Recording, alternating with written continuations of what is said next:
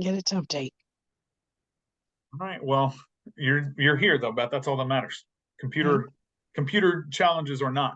All right, guys. So a couple bits of information. I'm gonna share screen here. I want to just show you guys some of the projections that are starting to come out. So similar to your NAR, we in the mortgage banking industry have what's called the MBA, and it's sort of our nationwide lobbying and organizational body, the Mortgage Bankers Association. And the Mortgage Bankers Association, just like the NAR, has an economic team, an advisory group that do a lot of economic research. They lobby on policy. I know this is probably more on your guys' mind than normal with all the lawsuits and things going on with NAR and within the real estate real estate industry in general. But we in the mortgage banking space have the MBA, and every year around this time of year, they release their projections. And listen, these projections historically have been useful. They haven't always been accurate, but here's what I mean by useful. What they often get right is the trend, if not the specifics. So, for example, they did, as we rolled into 2022, for example, they projected higher interest rates by the end of the year and lower mortgage, purchase mortgage application and lower purchase mortgage volume overall. Now, they got the quantity of that shape wrong. Mortgage interest rates ended up much higher than they projected, and volumes ended up much lower than they projected. But directionally, they were right. Kind of basically speaking, they projected higher and lower, higher on the cost side, lower on the application side. Where things stand now, let me see if I can navigate my way there. I hate when this happens. It's hard to see the tabs here that I wanted to share with this bar at the top. Let's move that to the bottom. All right, here we go. So a couple things that I think are worth looking at. This is the most recent report that they released. And a couple things worth looking at on this report. First off is where they project interest rates to be next year. So this is the average for the whole year. Right now, you can see what they think our average is for this year, and this is now, we're almost to the finish line here, so this is pretty accurate. When you average out the year where we started lower and ended higher, we're going to have an average of 7.2% on the 30-year fixed interest rate.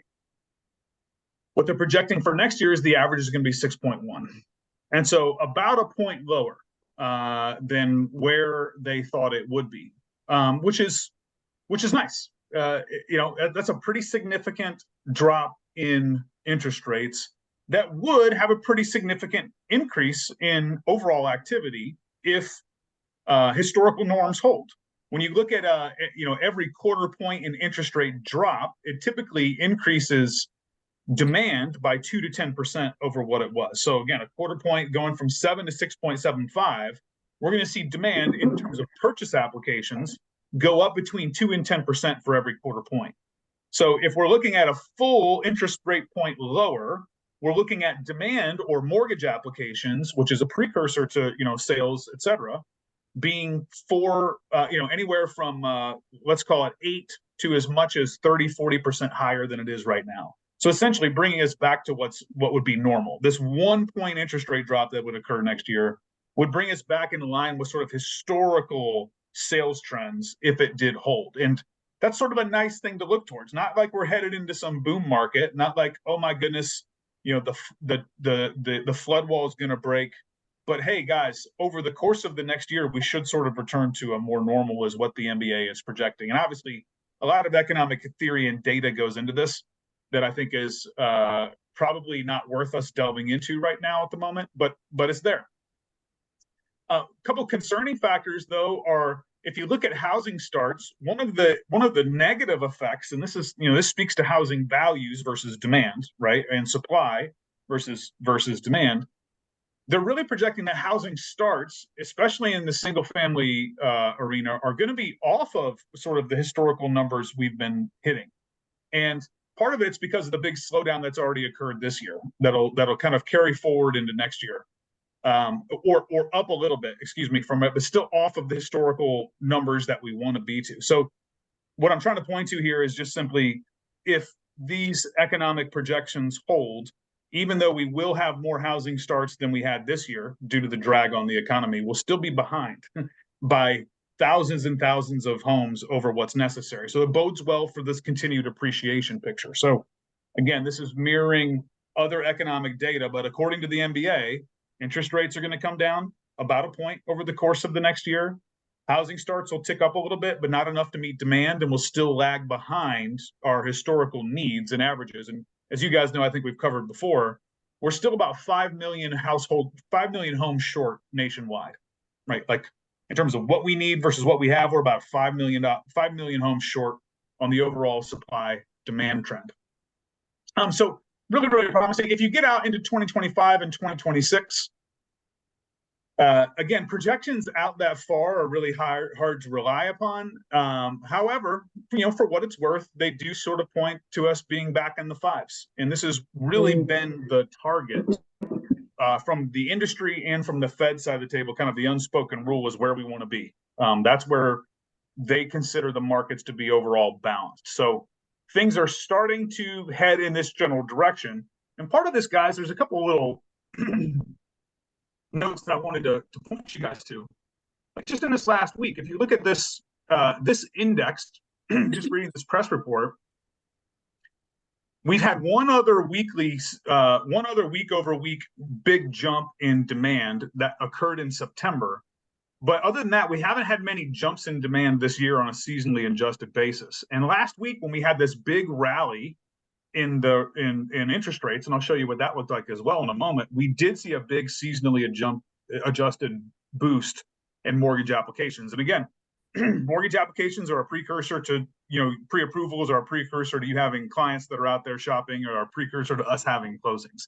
So we'll take any positive news. So, we see the sensitivity here as these interest rate news factors hit the market cycle, hit the news cycle. We really see consumers respond and say, okay, maybe now's my moment, I should jump in.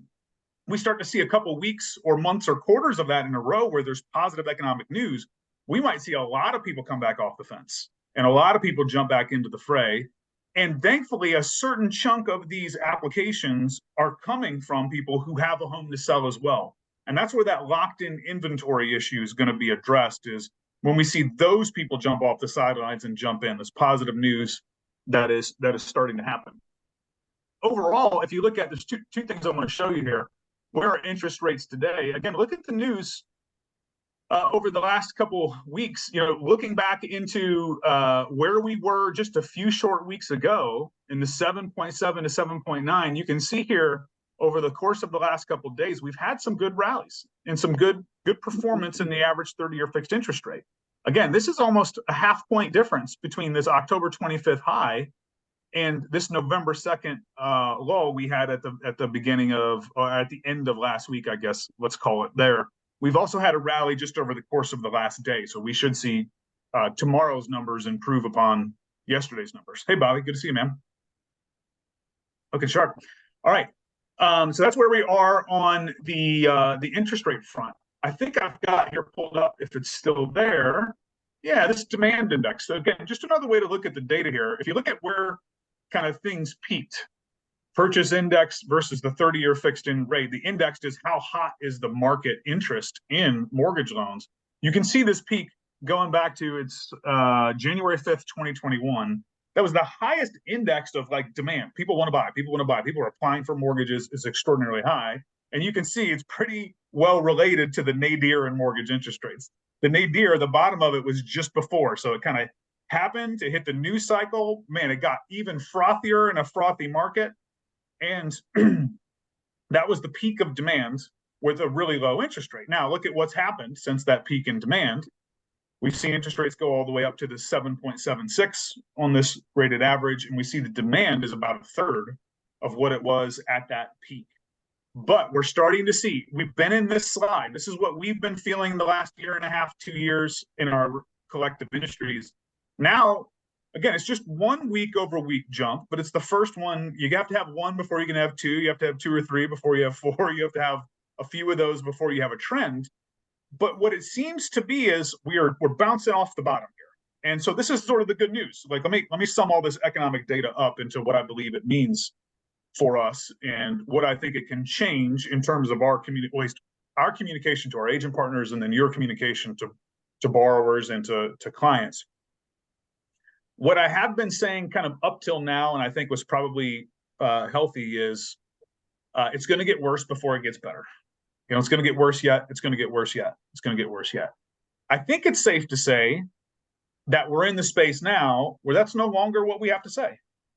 It seems to be that there's been enough progress on inflation and enough of the results of this quantitative tightening that we can say, hey, this is the worst, or that was the worst. We're about in that space. And that's kind of rough to pin down, but it's very possible that the worst point was that end of October, was a week ago. It's very possible that was the worst point. Like, really, when we look back at this market cycle, boom, there it was. Now, my personal belief is, yeah, it's not going to get worse. I think we're at the worst. We're here. We're kind of in that range. Now, I think it's likely we're going to hang out in this range for a little bit. I think it may hang out here for longer than we'd like in the worst, even though it doesn't worsen from here. But that does mean, if this is the worst, that in front of us is not worse, but better. And really, if you look at historical norms, both from a monetary policy, and if you look at monetary policy relative to political cycles, it really does seem very likely that we'll start to see that relief sometime in the second, third quarter of this coming year, where we'll start to see substantively better interest rates. Interest rate drops from the Fed rather than interest rate increases. Already they've paused interest rate increases. So what does that mean for us?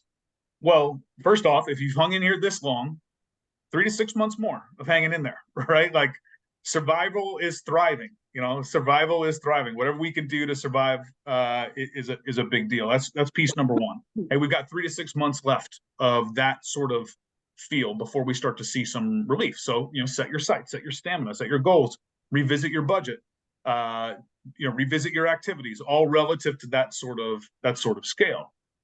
That's kind of piece number one. Piece number two is, hey, when we're talking with clients, let's make sure they know that even though better interest rates are right around the corner, so are higher prices. So we can't look at any interest rate cycle where interest rates went down where there wasn't a lot of commensurate and inversely related appreciation. So these appreciation rates, these relatively low appreciation rates, and I say relative because you look at some of our submarkets and we're talking 5 and 9%, between 3 and 9% appreciation this year in this, this worst of all years, worst since 1965 environment. We still had healthy appreciation. So guys, what do you think that's going to mean if indeed by the second and third quarter of next year, interest rates are a point higher? That's going to heat back up. So we have the opportunity the opportunity right now in talking with borrowers is to talk about saving 10% on the purchase of their home. That's the opportunity. The buy now in November, December of 2023, in the first quarter of 2024, this is where you save 10% over waiting. And guys, it's not that hard. I've sent out some information even this week to try to illustrate these points to you guys. But if we can be, obviously, if you're referring them to us, this is a conversation we're having on your behalf, but it's something that sometimes the agent, takes both of us to really lead a client, help them understand what the situation is.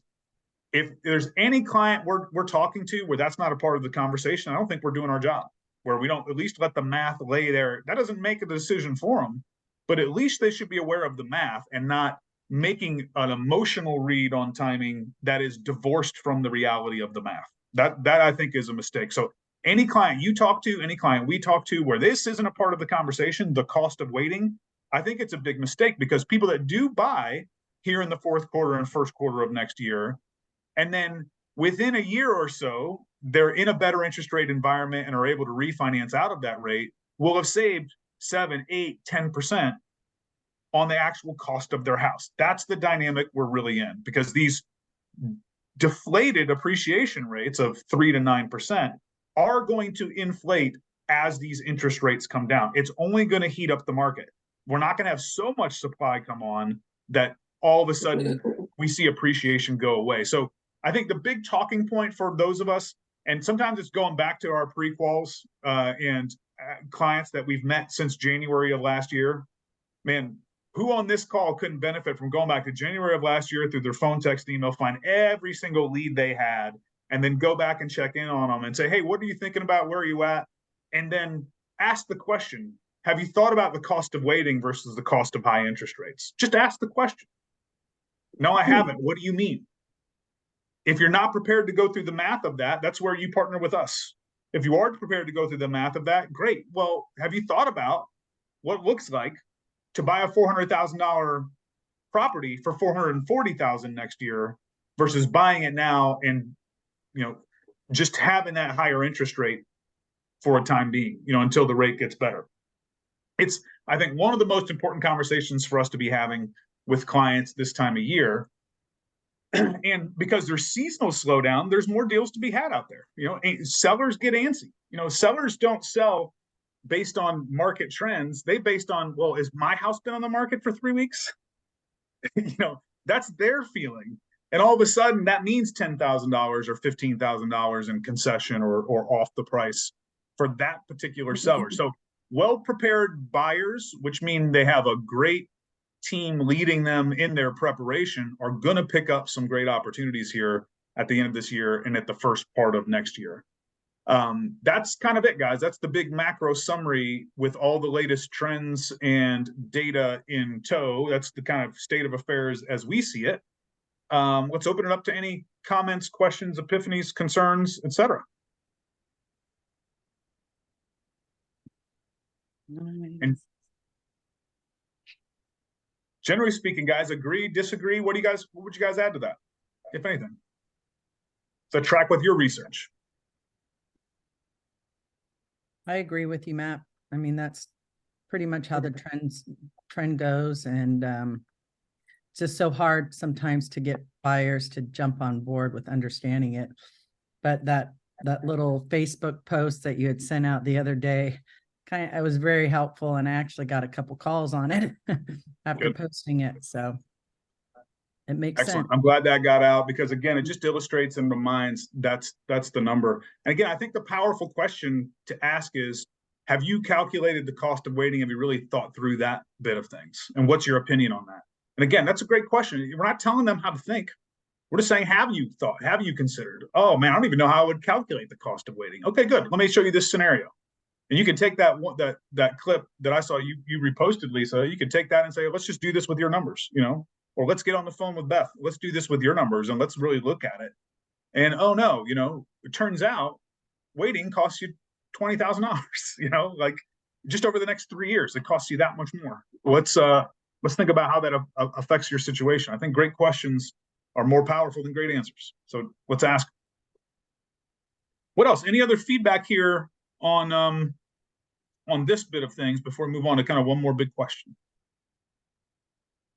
To your point, Matt, a lot of folks, you know, that I'm working with currently have been in my pipe since April, February, March, April. And, you know, they're not, you know, the rates have changed and they get it. And the waiting was not in their favor. And I think they see that more now. And so now these folks are pretty aggressive. I mean, I'm sending letters, you know, quite frequently with folks that have been around for a minute. You know, some are shopping, you know, or attempting to, which is comical in and of itself, you know, because we have really great rates and whatever. And it's like, really? Now? You know, we've been down the rabbit hole here since April. But I mean, I think they're finding that, you know, what they think is not glamorous is just, it is what it is everywhere. So it's really been pretty eye-opening that these folks are still, they're out there. And there's some pretty good inventory out there. I've looked at some lately that pricing for agents at some really cute properties. So I don't think that they're as scared. I think it's, you know, I think the lip service, you know, what they're hearing, their family, their peers, you know, just really kind of in their ear. And I agree with you. If we get a hold of them or get in front of it, it's a totally different conversation because they're definitely still shopping. So I love that. Yeah, get in front of it, I think, is great advice, Beth. You know, these buyers can learn this lesson slow and steady over 6 to 9 months by osmosis and accident, or they can get it from us directly as consultants if we're willing to engage in that conversation and really dig deep. And it is a dig deep conversation. You know what it is? It's a leadership conversation. You know, it could even be an uncomfortable one. Like, have you thought about that? But hey, that's a gift to people. You know, giving people clarity and reality is a real gift. In the end, you know, even if it's an uncomfortable moment, to say, hey, look, have you done the math?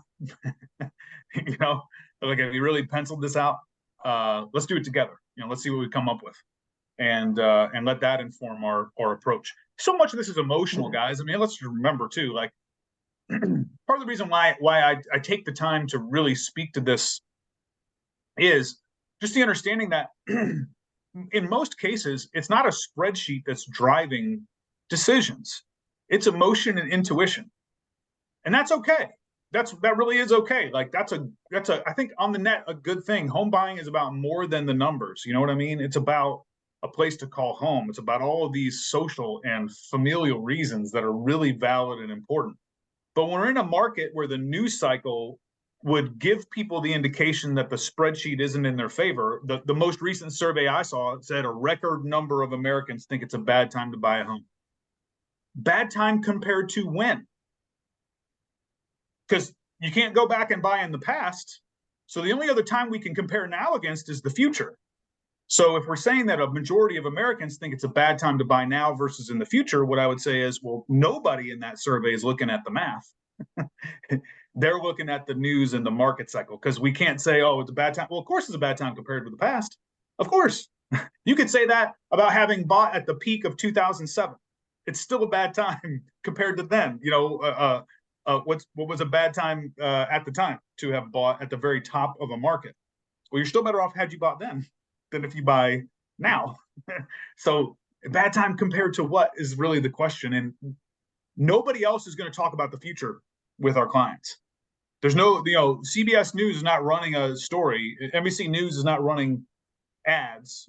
Nobody's putting clickbait out there about the cost of waiting right now. You know, professionals in the industry alone are the voice for that perspective, and it is a valid perspective. So, a reminder here for us all to keep it in front and center in our engagements with people. Yeah, Matt, I think that's a tremendous point. You know, we have to do, and it's challenging. I mean, let's not fool ourselves, but we have to control the narrative as best we can. And I think what that post the other day, and then what you said today to re-emphasize it. I mean, 10% saving 10%, or you can wait and pay more. Okay, you get a lower interest rate. And I think it also goes to the point where we as agents, and I think this this stuff with NAR, as it continues to develop, I think it's going to become even more important for us to, whatever we do, we have to bring value. Man, we got to be different. And so again, be different, be aggressive, be proactive, give them data, and then let them make the decision. But like you said, if you wait and let them listen to all the naysayers, well, they're probably not going to lean your direction in the time period that you want them to. But I think that's great. That's great information. And again, just reminds us we got to bring something to the table. We can't just, hope and pray. I'm a man of faith, but hope and prayer isn't always an effective strategy. You know what I mean? Yeah. Well said. It's got to be leadership, guys. We have to take leadership, and leadership's going to come one conversation at a time, one challenge at a time, one person at a time. And this isn't something that most borrowers or consumers are prepared to do for themselves, is consider that portion of things. And so it's just a real challenge to us. But hey, is that the kind of practitioner you want to be? As a real estate agent, as a lender to our team here, is that the kind of person you want to be? The one that, like, all right, man, I am willing to look for that and speak to that. And again, that doesn't mean that everybody's going to decide yes. Like, I have this conversation with consumers all the time, and I have people waiting till next year, for their reasons. But at least we went through the math of it, and they're aware of the downsides of that, the potential downsides. And for them, on their lever scale, those downsides were outweighed by other upsides. And sometimes just, oh man, I can get a little bit more cash on hand and feel a little bit more comfortable with my reserves, because really, I would have to cut it so close to get the house I want and the budget I want. That's a separate factor, like that's a separate individualized factor to that borrower that's valid and that they get to speak to. But to not have the comparison or contrast, I think does a disservice. So that's cool. Last thing I wanted to check with you guys on is I would love to get a temperature check on agents if you're willing to share this stuff with us on all of the turmoil and drama around buyer agent commissions and what is the sense of what is going to happen in your industry over the next couple quarters. Does anybody have some opinions or perspectives there? Is that something you guys are following closely, or just like, hey, I'll deal with that when it hits? What do you guys as agents mind? We're not day to day in your company, in your office, in your email feeds. And so as your lending partners, we're curious, like, how are you guys thinking about preparing for and responding to that kind of unknown and potentially significant changes?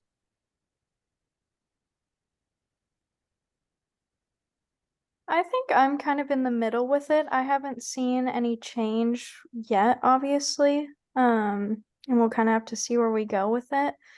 But I think right now, similar to the rates, just educating people. Like when I have a listing now, I explain, you didn't pay your agent when you bought because the listing side paid the buyer's agent commission. And so this is what we need to do to draw people to your house, So I think it's just a matter of education, and I think that's kind of where it all went wrong in the first place.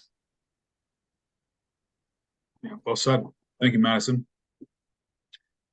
So far, it's not changing consumer behavior, and there's been no rules promulgated by the local MLS or anything else that change the way you guys have to go about doing your business.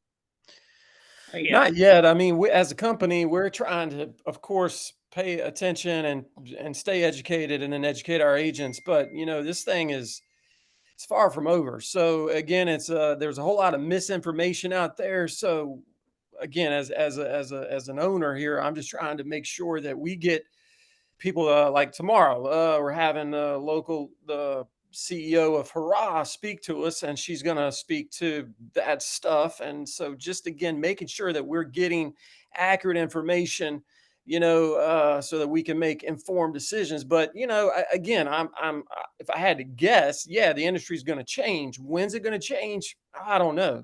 So again, I think you just have to, like Madison said, we just have to make sure that we're doing what we can do, make sure we're clearly explaining things to our clients, and then again, we want to be as proactive as we can be as a company, so we'll see. Yeah. And really, to your point, like this settlement is going to be appealed, and that's going to take months or potentially years. So any real substantive changes are likely to come after the appeal, not while it's still up in the air, because there's not a lot of incentive to change the status quo otherwise. Some companies, I understand, will change policy, right? But that won't come at a realtor level or MLS or association level yet. Is that kind of what the read is right now? Some companies might shift in advance of anticipating this. Everybody else is going to remain where they are until it's appealed and adjudicated. Okay, cool. It's fascinating stuff. The former realtor in me is like, wow, this is what a strange time to be alive. Bruce, did you have something to add there? Yeah. Have you, following this whole mess, there's been, some suggestions and talk and on how to address this in the future if it does come up to where the buyer's actually going to have to come out of pocket with their buyer rep commission. Has there been any talk in your mortgage circles as to allowing a buyer, particularly a first-time buyer that couldn't afford that to start with, being allowed to roll that into the mortgage? Not really. We haven't really seen that yet come up. I haven't heard anything about that. Obviously, it's one potential solution, but yeah, I guess that is one way to handle it. If borrowers can't afford to pay agents, they could borrow that money.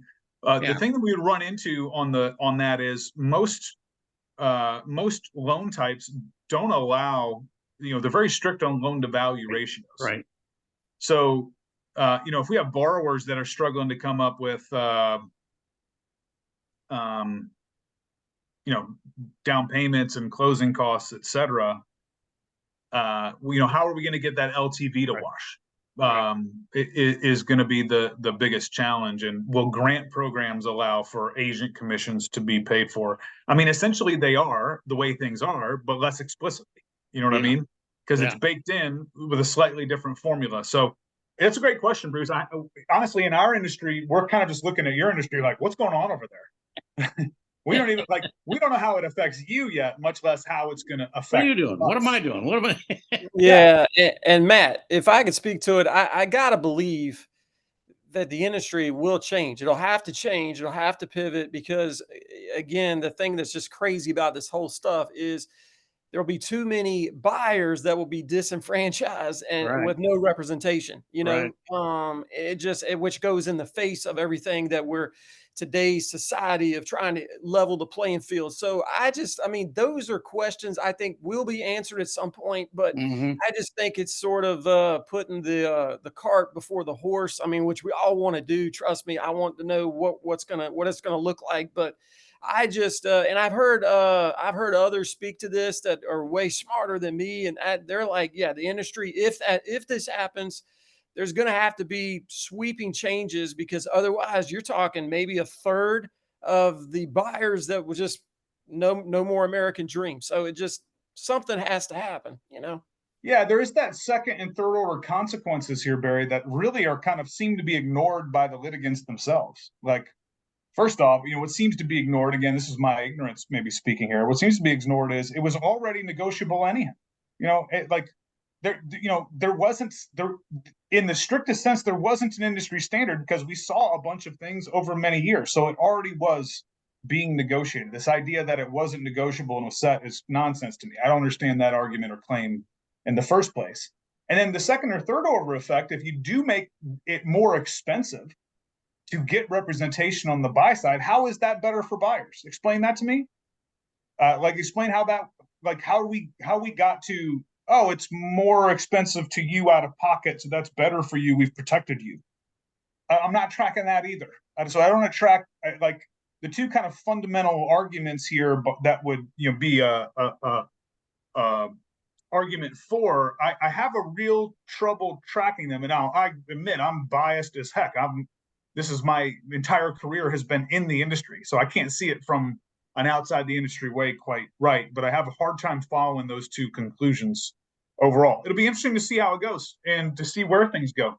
But that's it, guys. That's all I had on the agenda for today. What I would say is in December, we're probably going to do some get together. Beth and I and the team will do a little bit of planning over the next week or two and hopefully be able to spend some time with you guys in person. Is there a holiday party coming up down there, Barry? Is that going down this year? What's the plan there? We're working on it. Hope to have an announcement in the next few days. All right, cool. Keep us posted, obviously. Yep. Those of you who have needs, let us know what's on your plate, what's on your mind.